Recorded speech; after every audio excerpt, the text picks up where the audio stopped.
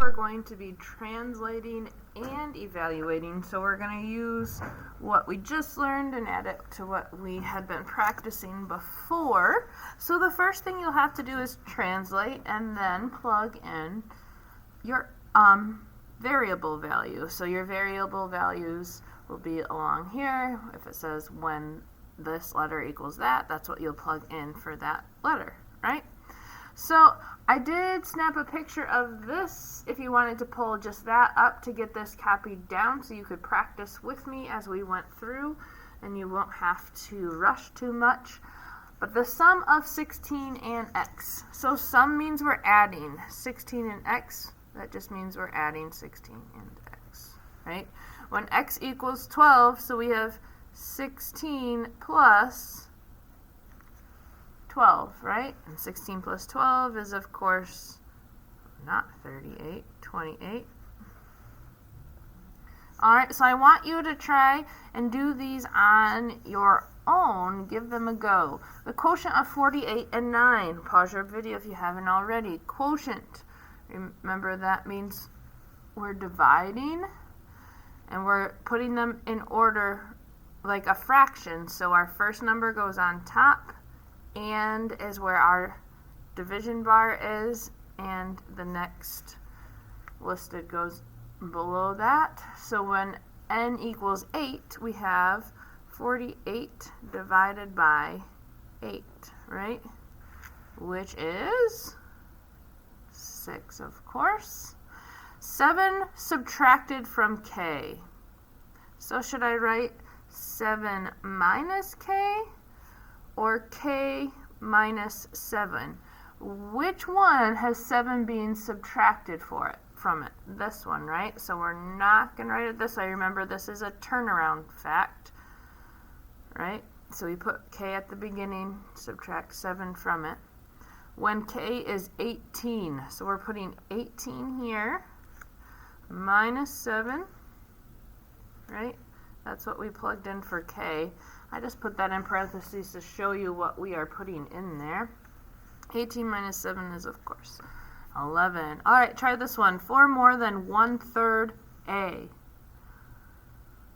So we know we're adding 4 to something, right? More than tells us we're adding 4 to something. 1/3 a. I'm literally going to write 1/3 a. That shows me that 1/3 is being multiplied by a. So if I put it over here, 1/3 of a, here a is 15, plus 4. So if we treat these like we're multiplying fractions, we can write that whole number over 1. So we have 1 times 15.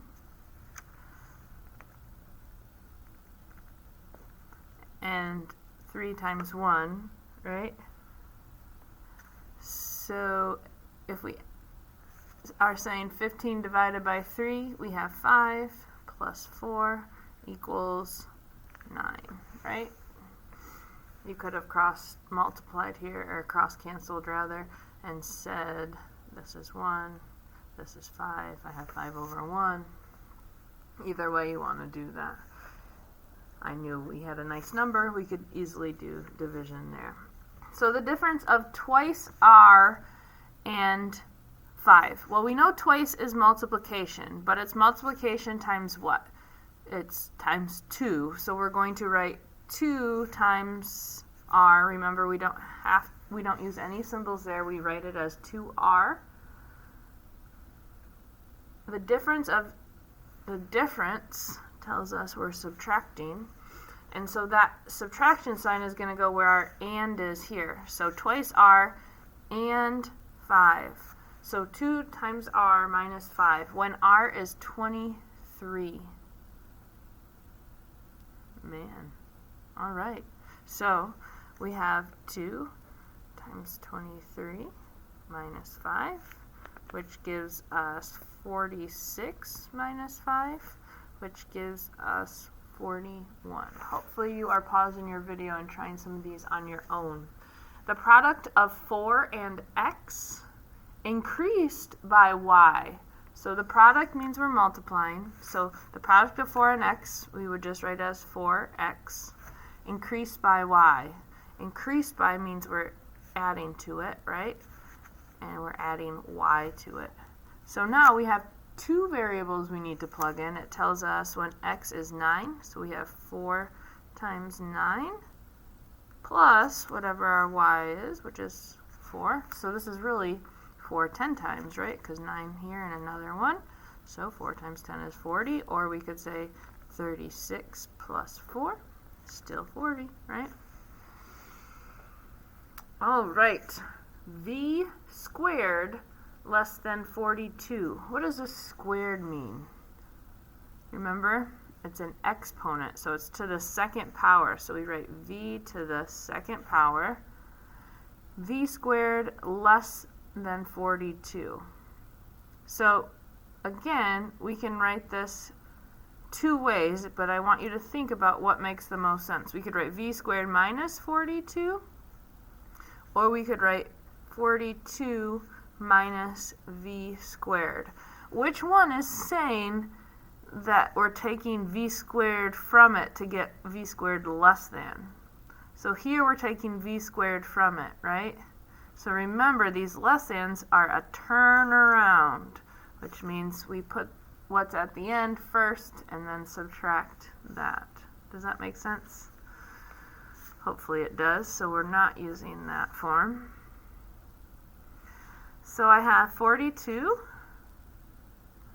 minus whatever v is, which is 5 to the second power. Remember, this is not 5 times 2. It's not repetitive addition like multiplication is. It's repetitive multiplication. So we're saying 5 times 5. We're saying 2 of these and combined through multiplication. So 5 times 5 is 25, of course.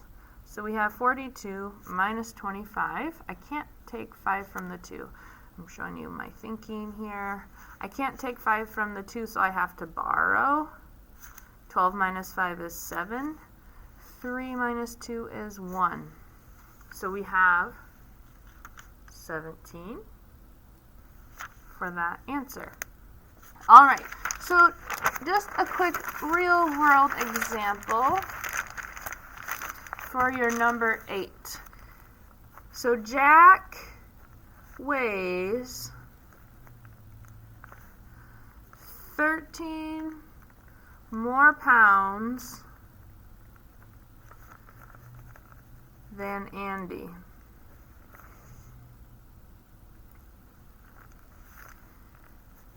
If A represents Andy's weight,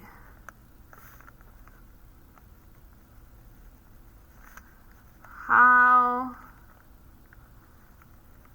could you represent Jack?